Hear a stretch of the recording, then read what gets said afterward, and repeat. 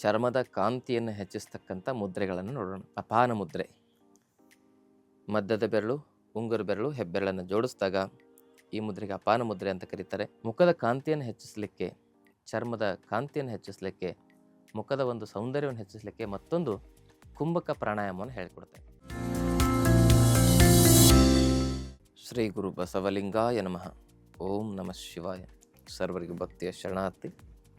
ಆತ್ಮೇರೆ, ಚರ್ಮದ ಕಾಂತಿಯನ್ನು ಹೆಚ್ಚಿಸ್ತಕ್ಕಂಥ ಮುದ್ರೆಗಳನ್ನು ನೋಡೋಣ. ಚರ್ಮದ ಕಾಂತಿ ಹೆಚ್ಚಿಸಲಿಕ್ಕೆ ಪ್ರಧಾನವಾಗಿರ್ತಕ್ಕಂಥ ಮುದ್ರೆ ಅಂತ ಹೇಳಿದ್ರೆ ಅಪಾನ ಮುದ್ರೆ. ಮಧ್ಯದ ಬೆರಳು, ಉಂಗುರ ಬೆರಳು, ಹೆಬ್ಬೆರಳನ್ನು ಜೋಡಿಸಿದಾಗ ಈ ಮುದ್ರೆಗೆ ಅಪಾನ ಮುದ್ರೆ ಅಂತ ಕರೀತಾರೆ. ಈ ಮುದ್ರೆಯಲ್ಲಿ ಕಪಾಲಭಾತಿ, ಅನುಲೋಮ ವಿಲೋಮ ಪ್ರಾಣಾಯಾಮವನ್ನು ನೀವು ಅಭ್ಯಾಸ ಮಾಡಬೇಕು. ಒಂದು 5 ನಿಮಿಷ ಕಪಾಲಭಾತಿ, ಒಂದು 5 ನಿಮಿಷ ಅನುಲೋಮ ವಿಲೋಮ ಪ್ರಾಣಾಯಾಮವನ್ನು ಈ ಮುದ್ರೆಯಲ್ಲಿ ನೀವು ಅಭ್ಯಾಸ ಮಾಡಿದರೆ ನಿಮ್ಮ ಶರೀರದಲ್ಲಿರ್ತಕ್ಕಂಥ ಟಾಕ್ಸಿನ್ ಸಂಪೂರ್ಣವಾಗಿ ಬೆವರಿನ ಮೂಲಕ, ಮೂತ್ರದ ಮೂಲಕ, ಮಲವಿಸರ್ಜನೆ ಮೂಲಕ ಹೊರಗಡೆ ಹೋಗಿ ಚರ್ಮದ ಕಾಂತಿ ವೃದ್ಧಿಯಾಗಲಿಕ್ಕೆ ಇದು ಹೆಲ್ಪ್ ಮಾಡುತ್ತೆ. ಇದು ಡಿಟಾಕ್ಸ್ ಮಾಡ್ತಕ್ಕಂಥ ಮುದ್ರೆ. ಇನ್ನು ಚರ್ಮಕ್ಕೆ ಬೇಕಾಗಿರುವ ಪೋಷಕ ಸತ್ವಗಳನ್ನು ಒದಗಿಸ್ಬೇಕಲ್ಲ.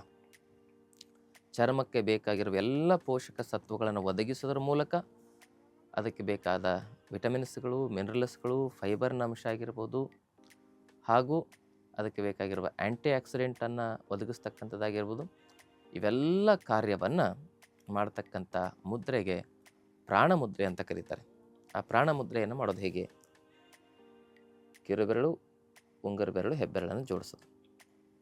ಈ ಮುದ್ರೆಯಲ್ಲೂ ಸಹ ಕಪಾಲಭಾತಿ ಪ್ರಾಣಾಯಾಮ, ಅನುಲೋಮ ವಿಲೋಮ ಪ್ರಾಣಾಯಾಮವನ್ನು ಮಾಡೋದ್ರಿಂದ ಚರ್ಮಕ್ಕೆ ಪ್ರಾಣಶಕ್ತಿಯ ಪೋಷಣೆ, ಪೋಷಕ ಸತ್ವಗಳ ಪೋಷಣೆ ಸಮರ್ಪಕವಾಗಿ ಆಗಿ ಚರ್ಮದ ಕಾಂತಿ ವೃದ್ಧಿಯಾಗುತ್ತೆ. ವಿಟಮಿನ್ ಸಿ ಮತ್ತು ವಿಟಮಿನ್ B12 ಮತ್ತು ಬೇಕಾಗಿರ್ತಕ್ಕಂಥ ಪ್ರೋಟೀನ್ ಅಂಶ, ಚರ್ಮಕ್ಕೆ ಬೇಕಾಗಿರ್ತಕ್ಕಂಥ ಅಗತ್ಯ ಫೈಬರ್ನ ಅಂಶ, ಆ್ಯಂಟಿ ಆಕ್ಸಿಡೆಂಟ್ ಉತ್ಪತ್ತಿಯಾಗಲಿಕ್ಕೆ, ಸಕ್ರೇಷನ್ ಆಗಲಿಕ್ಕೆ ಇದು ಉತ್ತಮವಾದ ಪರಿಣಾಮಕಾರಿಯಾದ ಮುದ್ರೆ ಪ್ರಾಣಮುದ್ರೆ. ಇನ್ನು ಇದಾದ ಮೇಲೆ ಮತ್ತೊಂದು ಮುದ್ರೆ, ಚರ್ಮದ ಕಾಂತಿಯನ್ನು ಹೆಚ್ಚಿಸ್ತಕ್ಕಂಥ ಅದ್ಭುತವಾಗಿರ್ತಕ್ಕಂಥ ಮುದ್ರೆ ಯಾವುದು ಅಂತ ಹೇಳಿದ್ರೆ ಸೂರ್ಯ ಮುದ್ರೆ ಅಂತ ಕರೀತಾರೆ. ಉಂಗುರ ಬೆರಳನ್ನು ಮಾಡಿ ಅದರ ಮೇಲೆ ಹೆಬ್ಬೆರಳನ್ನು ಈ ರೀತಿ ಸ್ಪರ್ಶ ಮಾಡೋದು. ಈ ರೀತಿ ಈ ಮುದ್ರೆಯನ್ನು ಮಾಡೋದ್ರಿಂದ ಪಿತ್ತ ಏನಾಗುತ್ತಂದರೆ ಸಹಜ ಸ್ಥಿತಿಗೆ ಬರ್ತದೆ. ಆದರೆ ಅತಿಯಾದ ಹೈಪರ್ ಅಸಿಡಿಟಿ ಇರ್ತಕ್ಕಂಥವ್ರು ಈ ಮುದ್ರೆಯನ್ನು ಮಾಡಬೇಡಿ. ಒಬೆಸಿಟಿ, ಬೊಜ್ಜು ಇರ್ತದೆ, ಬೊಜ್ಜು ಜಾಸ್ತಿಯಾಗಿ ಸುತ್ತಲೂ ಕುತ್ತಿಗೆ ಸುತ್ತಲೂ ಕಪ್ಪಾಗಿರುತ್ತೆ, ಮೈಯೆಲ್ಲ ಕಪ್ಪಾಗಿರುತ್ತೆ, ಬೊಜ್ಜು ಜಾಸ್ತಿ ಆದವ್ರು ಮಾತ್ರ ಈ ಸೂರ್ಯ ಮುದ್ರೆಯನ್ನು ಮಾಡಿ. ಈಗಾಗಲೇ ಪಿತ್ತ ಪ್ರಕೋಪ ಆಗಿತ್ತಂದರೆ ಮಾಡಬೇಡಿ.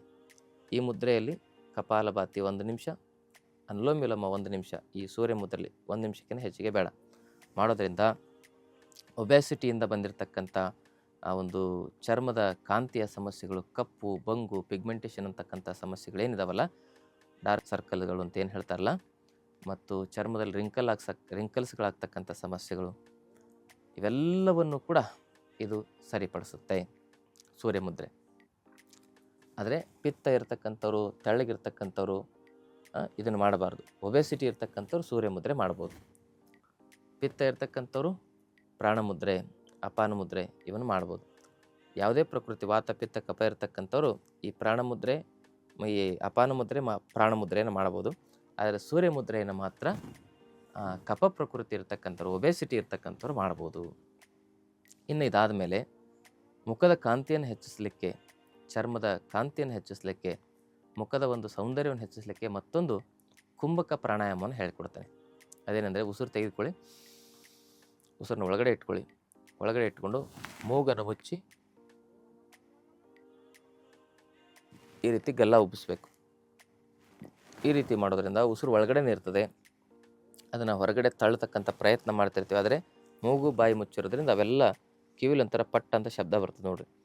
ಹೀಗೆ ಮಾಡಿದಾಗ ಮುಖದ ಎಲ್ಲ ಸೂಕ್ಷ್ಮ ನರಗಳಿಗೆ ರಕ್ತ ಸಂಚಾರ ಸರಿಯಾಗಿ ಅಲ್ಲಿ ಸ್ಕಿನ್ ಸೆಲ್ಸ್ಗಳನ್ನು ಅದು ಡ್ಯಾಮೇಜ್ ಆಗದಂತೆ ತಡಿಲಿಕ್ಕೆ, ಸರ್ಕ್ಯುಲೇಷನನ್ನು ಸಂಪೂರ್ಣವಾಗಿ ಅದೇನು ಮಾಡ್ತದೆ ಅಂತ ಹೇಳಿದ್ರೆ ಕ್ರಿಯಾಶೀಲಗೊಳಿಸಿ ಮುಖದ ಕಾಂತಿಯನ್ನು ಹೆಚ್ಚಿಸಲಿಕ್ಕೆ ಹೆಲ್ಪ್ ಮಾಡುತ್ತೆ. ಹೀಗೆ ಇಂತಹ ಈ ಮುದ್ರೆಗಳನ್ನು ಮಾಡಿ ಜೊತೆಗೆ ಆಹಾರದಲ್ಲಿ ಸೊಪ್ಪು, ತರಕಾರಿ, ಹಣ್ಣುಗಳನ್ನು ಯಥೇಚ್ಛವಾಗಿ ಸೇವನೆ ಮಾಡೋದ್ರ ಮೂಲಕ ನಮ್ಮ ಚರ್ಮದ ಕಾಂತಿಯನ್ನು ನಾವು ಚೆನ್ನಾಗಿ ಇಟ್ಕೊಳ್ಬೋದು ಅಂತಕ್ಕಂಥ ಮಾಹಿತಿಯನ್ನು ಹೇಳ್ತಾ, ಈ ಮಾಹಿತಿಯನ್ನು ಎಲ್ಲರಿಗೂ ಶೇರ್ ಮಾಡಿ, ಚಾನಲ್ನ ಸಬ್ಸ್ಕ್ರೈಬ್ ಮಾಡ್ಕೊಳ್ಳಿ ಅಂತಕ್ಕಂಥ ವಿನಂತಿಯನ್ನು ಮಾಡ್ಕೊಳ್ತಾ ಇವತ್ತಿನ ಸಂಚಿಕೆಯನ್ನು ಮುಗಿಸ್ತಾ ಇದ್ದೀನಿ. ಶರಣಾರ್ಥಿ. ಇನ್ನಷ್ಟು ಆಯುರ್ವೇದ ಮತ್ತು ಯೋಗ ಚಿಕಿತ್ಸೆ ಟಿಪ್ಸ್ಗಾಗಿ Vaidyashree health tips channel subscribe ಮಾಡಿ, ಹಾಗೆ ಫೇಸ್ಬುಕ್, ಇನ್ಸ್ಟಾಗ್ರಾಂನಲ್ಲಿ ಫಾಲೋ ಮಾಡಿ.